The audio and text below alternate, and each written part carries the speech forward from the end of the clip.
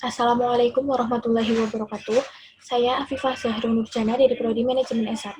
Saya akan menjelaskan tentang kegiatan mengalokasikan dana. Kegiatan mengalokasikan dana. Yang pertama yaitu ada pengertian pengalokasian dana adalah kegiatan menjual kembali dana yang dihimpun dalam bentuk simpanan. Yang kedua ada pengertian kredit dan pembiayaan, yaitu menurut Undang-Undang Perbankan Nomor 10 Tahun 1998, kredit adalah penyediaan uang atau tagihan yang dapat dipersamakan dengan itu berdasarkan persetujuan atau kesepakatan pinjam-meminjam antara bank dan pihak lain yang mewajibkan pihak peminjam melunasi utangnya setelah jangka waktu tertentu dengan pemberian bunga. Selanjutnya ada unsur-unsur kredit, yaitu antara lain kepercayaan, kesepakatan, jangka waktu, risiko, dan balas jasa. Kemudian selanjutnya ada tujuan dan fungsi kredit. Tujuan dan fungsi kredit yaitu ada mencari keuntungan, membantu pihak nasabah, dan membantu pemerintah. Yang kelima, yaitu ada jenis-jenis kredit, yaitu dibagi menjadi 5 macam, dibagi menjadi 5 golongan, yaitu dilihat dari segi kegunaan seperti kredit investasi dan kredit kerja modal. Dilihat dari tujuan kredit yaitu ada kredit produktif, konsumtif, dan perdagangan. Yang ketiga ada dari jangka waktu, yaitu ada jangka pendek, menengah, dan panjang. Kemudian ada dilihat dari jaminan, yaitu kredit dengan jaminan dan kredit tanpa jaminan.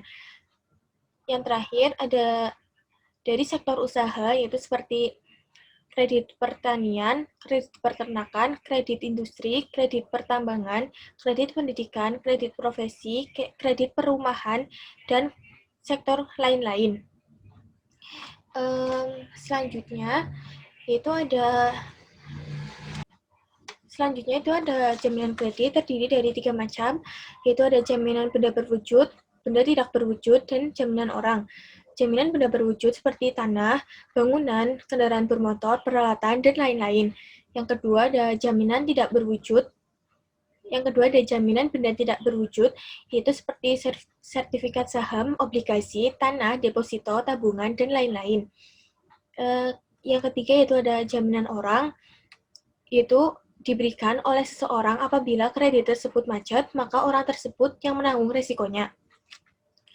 Yang ketujuh ada prinsip-prinsip pemberian kredit, meliputi karakter, capacity, capital, collateral, conditional, personality, party, purpose, prospect, payment, profitability, dan protection. Selanjutnya ada aspek-aspek dalam penilaian kredit.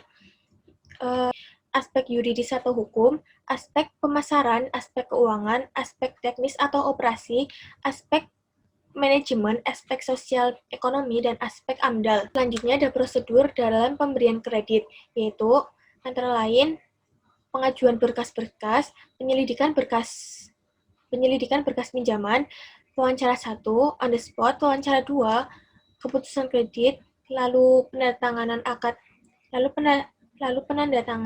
kredit atau perjanjian lainnya, kemudian realisasi kredit, dan yang terakhir adalah penyaluran atau penarikan dana.